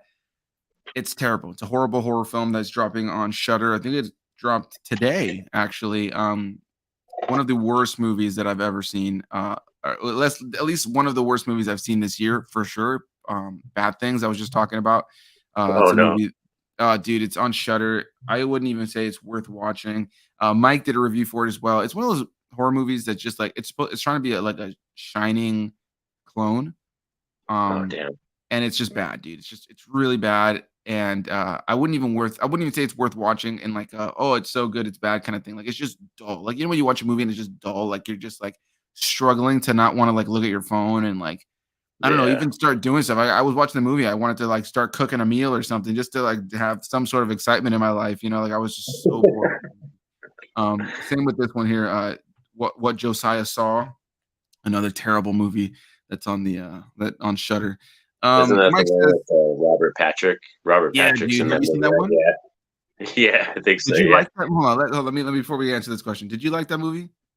Nah, that was one of those films that I was like, it kind of felt like when sometimes when people talk about A24, like how they describe how A24 films make them. Because Yeah. I'm a A24 whore. Like I love A24, Same, same, same. but how people describe them that hate that production company. That's how I felt like watching that movie. I was just like, this is stupid. It's boring. Like I was just like, when we got to the end, I was just like, oh, so yeah, whatever. I just watched that. No, that sounds about right. Yeah, I hated that movie. It was so slow, so boring. And then it's like just the movies are like, listen, if you know you have a horror movie that introduces some unsettling sexual things, like whatever, but like literally like just like a scene where Robert Patrick's having his son jack his Willis right in front of him, and like then the movie ends with like the brother and sister literally just having sex. Like that's just like ending the movie with incest. It's like, what are we doing here? Like, what's why? Like, and I get what they were going for. Like, it was almost like to spite their dad because that's what Josiah saw was his kids getting it on. But Yeah. then they end the movie like literally credits rolling over them butt ass naked, just getting jiggy. Like, I don't even know what the thought process was with that one, but see, Mike here says that the Harry Potter TV series, I think it could be good for a new way for people to find the franchise and be sucked into the Wizarding world. Some of the CGI is dated in the movies, so there's room for improvement. Yeah, you know, I do agree. It's probably going to be a new entryway for some people. I think it's definitely going to be something that they can update some of the special effects. But I think it's one of those things for me that comes down to more than just the look of the films, um, because you could still be introduced to those movies easily today. You know, like they're still there. The only thing that's going to change now is there'll probably be more marketing for the new stuff. So like, you know, there'll be hype and people will go watch it because it's new. But the doesn't take away from the greatness of the originals. And the cast is just so strong that you got big shoes to fill here. Like it's not you got to find a kid that can even match that charm of Daniel Radcliffe from that first film, or for, as Harry, or freaking Emma Watson or Rupert Grint. Like they played those characters so well and so kind of was an honesty to their performances. Yeah. Um, so yeah, I don't know, man. It's gonna be tough. It's gonna be really tough on that cast. And then of course Mike's making fun of me for bringing up Star Wars in any opportunity I can bring up. Of course, of course.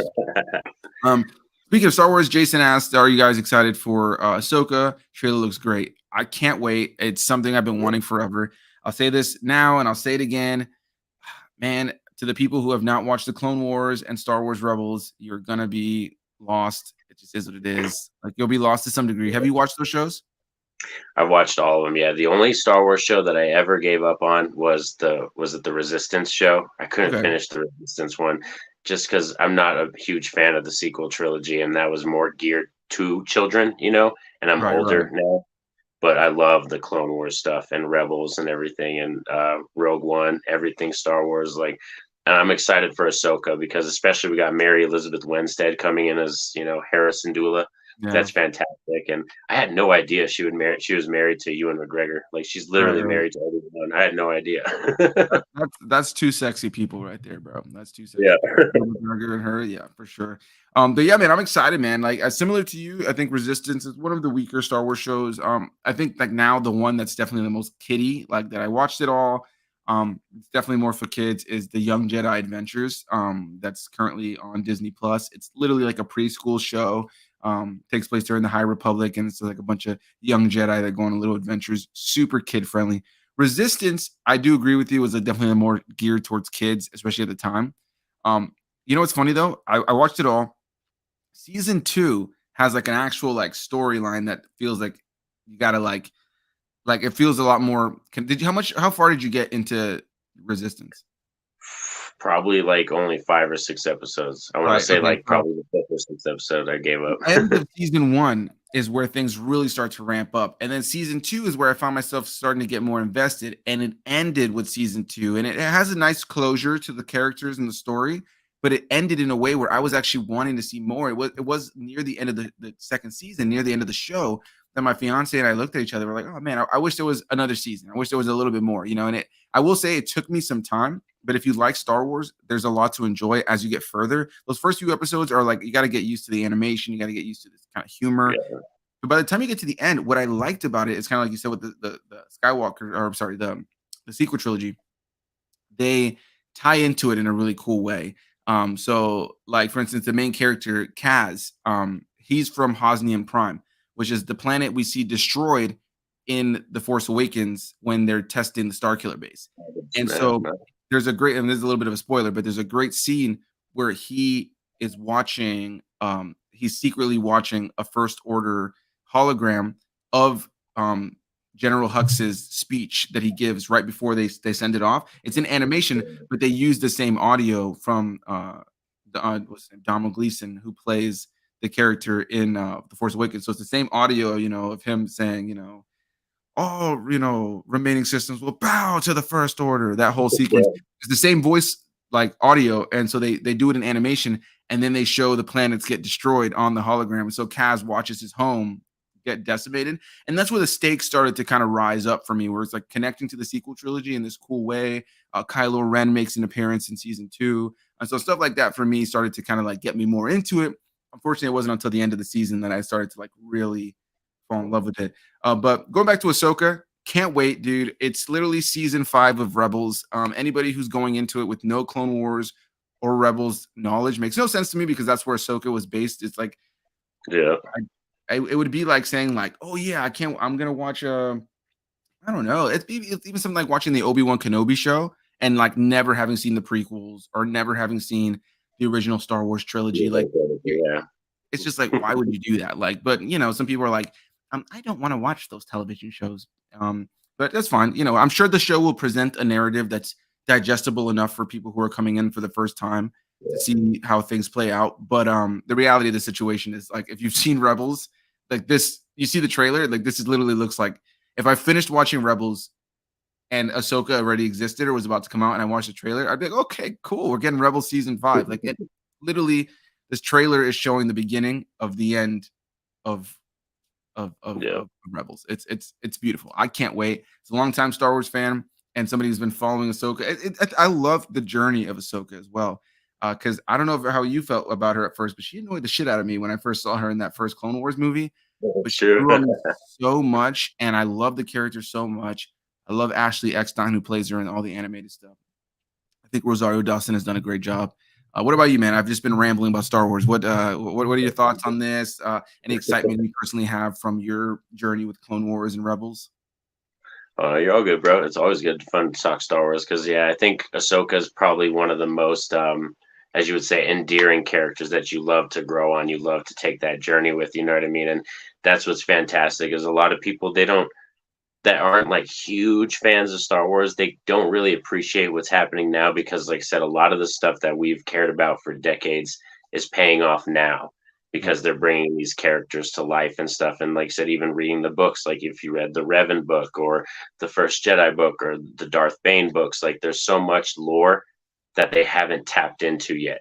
And now finally, I think Jon Favreau and Dave Filoni are like, let's start slowly bringing it in. You know what I mean? Kind of, teasing people with what we want to do.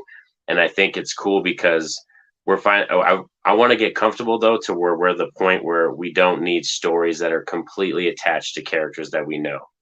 Like, I think the first kind of inclination they were trying to do that was maybe a little bit of Cassian, even though we know him already. Right. Cassian was kind of this off-brand character. Everybody was like, why are we doing Andor? Like, what's going on?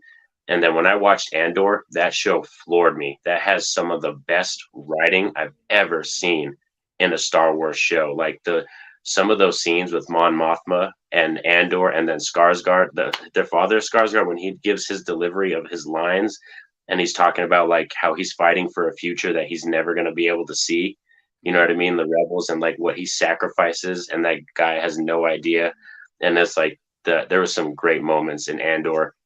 So I want to get comfortable to the point where we're doing shows about the Old Republic, where we're doing shows far into the future, because we've only focused on kind of a small window of this galaxy far, far away. And there's so much other time that we could explore. And I think that's what they're kind of opening up now. They're opening up the world so that way we can dive into 1,000 years before and then thousands of years after Skywalker and Palpatine. Like, what is going to happen? Right. I think it's going to be one of those weird things where they're going to have a balance. And I am looking forward to them moving away from the Skywalker timeline of area because even something like Andor still plays within that bracket of time. But yeah, like it's one of those things where you can go watch it and you haven't seen Rogue One and you'll be okay. You know, like I feel like you know, you watch Andor on its own as its own kind of thing. I know a lot of people like they just struggled with the pacing initially, but I agree with you. The writing in Andor, like if you only watched the first few episodes, you just didn't see anything. Like the writing got Yeah. so much stronger and tighter, and everything that was slowly being set up really has an incredible payoff by the time you get to the end of that season. And I can't wait for season two. And I love that Star Wars has like concise sets of seasons, right? Like Yeah. they did they're doing 2 seasons of Andor. They did 2 seasons of Resistance, 4 seasons of Rebels. I think Mandalorian is supposed to have one more season, and then they're doing that movie that Dave Filoni is directing. That's going to bring together Ahsoka, the timelines of Ahsoka, the Mandalorian, the Book of Boba Fett all together, which is incredible. Like it's supposed to be um, like that everything coalescing and be the big finale of all those storylines. So that's just Yeah. amazing that we have stuff like that going on. But then we also have what's his name? I'm having a brain fart right here. The guy who directed Tony Gilroy, right? Was it Gilroy well or Tony Gilroy, yeah, he's doing he's doing Andor right now, but yeah? there's the movie that we're getting that takes place way into the past during Is this still being done by Takai Waititi? Last I heard, he was on one of the projects, right? Or no? right. So yeah, so Taika Waititi does have one coming out too. But there's one too that's coming out that's way in the past. It's supposed to be about the first people that found the Force, that tapped into the Force. And it's going to take place at like thousands of years before the events of the movies that we followed so far. And it's being directed. Why am I having a brain fart right now? The same guy who just directed Indiana Jones. He did Logan. Um, Oh, was that? having a Damn, brain who was that? James Mangold. What was James it? Mangold. Oh yeah, Yeah, so Mangold. Yeah. he's doing one that's supposed to be about the first people that tap into the Force, which is exciting. We're gonna go super far into the past, and like I like that. Let's disconnect. But at the same time, then we're also getting that Rey movie, which excites me as well. I know people had a lot of things about Daisy Ridley, this, that, and the third. I feel like sometimes she was never the problem for me. For me, it was a lot of the writing given to her character, and I feel like Yeah. if they can, get a like tighter narrative, this one movie is what it's supposed to be about her building the order I think like 5 years after the events of Rise of Skywalker. The rumor is that they're gonna try to you got a phone call coming in? Yeah, it came up buzzing. I was like, "What's that?" Oh, gotcha. We won't be doing this for too much longer anyway, so we'll be okay. But what's it called? That Ray movie I'm excited for as well because the rumor is they're going to try to tie it into the Mandalorian because people are such fans of there was a little Yeah. divide there for a little bit. Sequel trilogy fans and then the Mandalorian fans. And the rumor is that Grogu may appear in that Ray movie as part of helping build the Order, which I would love to see. Ray and Grogu, I would love to see. I like when they bring together different facets of Star Wars. I think that's why the Mandalorian works so well for me because being able to see some of these characters that have only ever been in animation brought to live action, bringing together storylines that tie into the live action events and the animated events, it just makes it all feel alive. And I never get tired of it, man. I really never do. I know it's fun because it's just fun to binge because like now when you start it, it's like there's so many points where you can start it. You can like I want to start here, and then I want to go through this point and like start here, and it's like Star Wars is one of those franchises that typically when I watch New Hope, I want to go right into Strikes Back. If I Right. watch that, I want to go right into Return of the Jedi. It's just one of those things where it's like you just want to keep going in like a binge or a just constant watching them always doesn't really feel tiresome to me at all. It's definitely one of those franchises. Yeah, I never get tired of it, man. And I love getting new people into it. I love, when people ask me, like, hey, how should I watch it? And of course, everybody has their different ways they're going to suggest how to watch it. Some people think certain ways are blasphemy. In my perspective, as long as you're watching and as long as you don't watch it like ass backwards, like, like I know people who like watch like the TV shows before the movies. And I just feel like you got to get the bone structure of the universe and the timeline first, personally, with the movies. So then you can be like, all right, we're gonna hop into these shows that take place in between things because they kind of complement one another, but they kind of I feel like the shows are written in a perspective that you've seen the movies, so you understand the state of the Yeah. galaxy to a degree. I guess I should just ask since we're talking about Star Wars, what's your preferred way to watch the series? If you were gonna start somebody right now who wanted to watch all the shows, all the movies, how would you start them off? That seems crazy to me, but I would definitely say For me, I don't know. It might not be as potent, but I would love to just start with Rogue One. I love starting with Rogue One and Nice. going that into New Hope, and then it like through that, and then it's like then you get into maybe going back to Attack of the or Phantom Menace and Attack of the Clones to get the background because it's like, oh, we spent time with them. Do you want to know really what went down with Vader?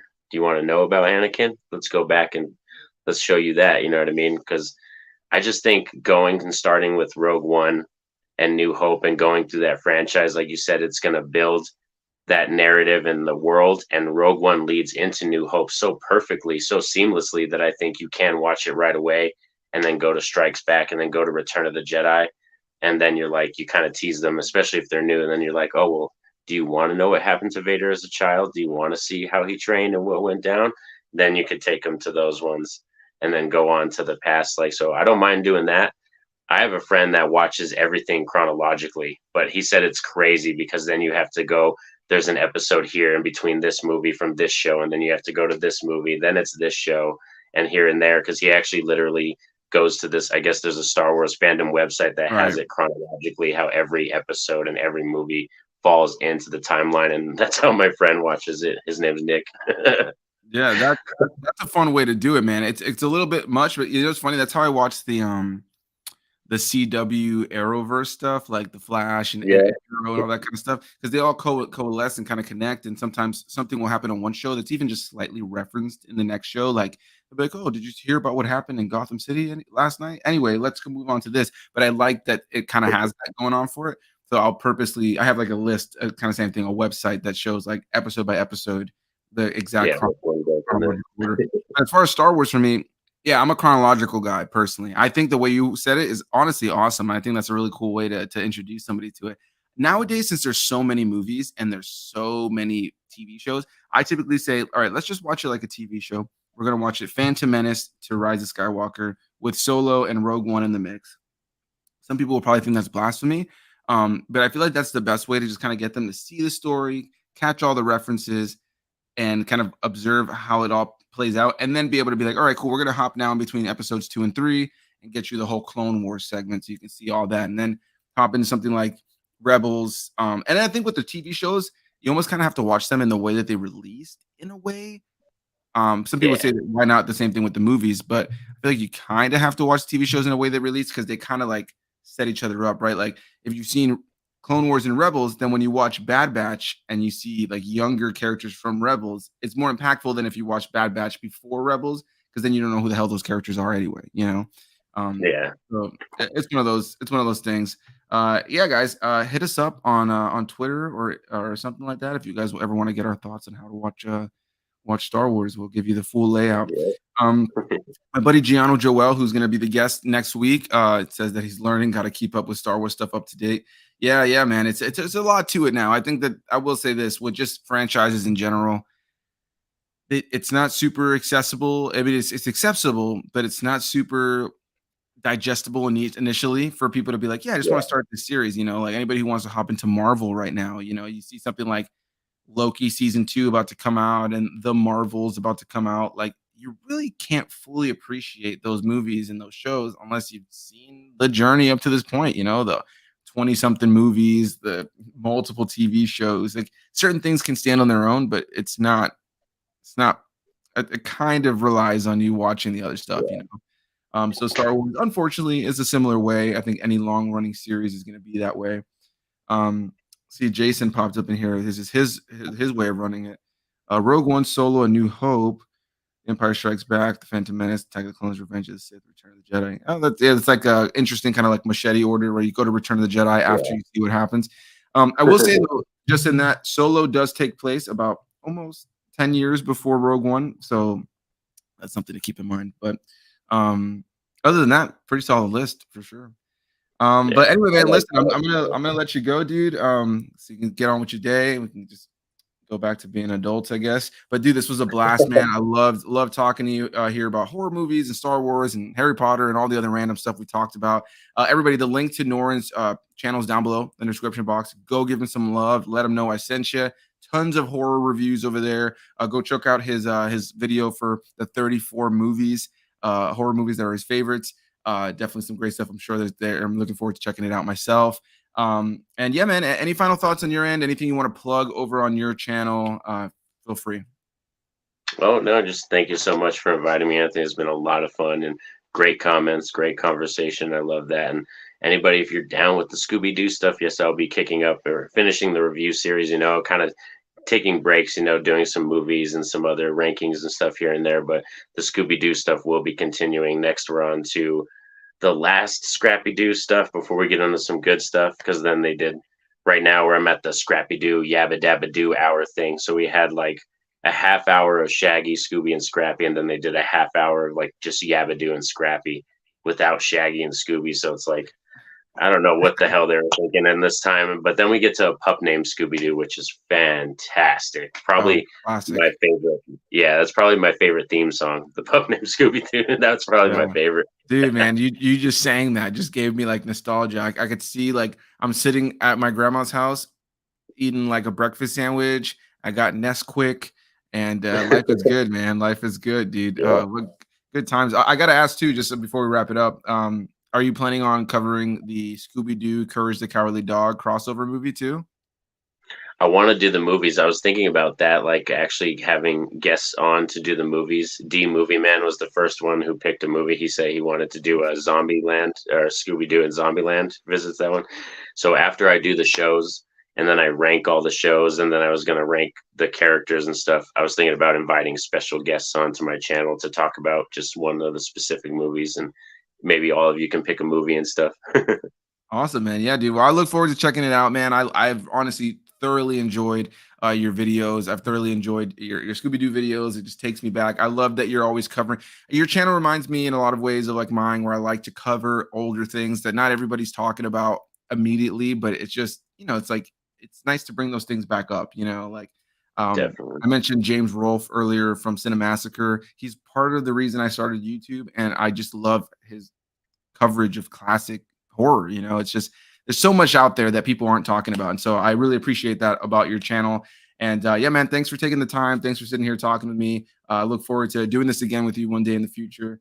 And for everybody else watching, again, Norin Radd, down below description box. Go check out his channel. And yeah, guys, we'll see you all in the next one. Have a good one. Peace out, everybody.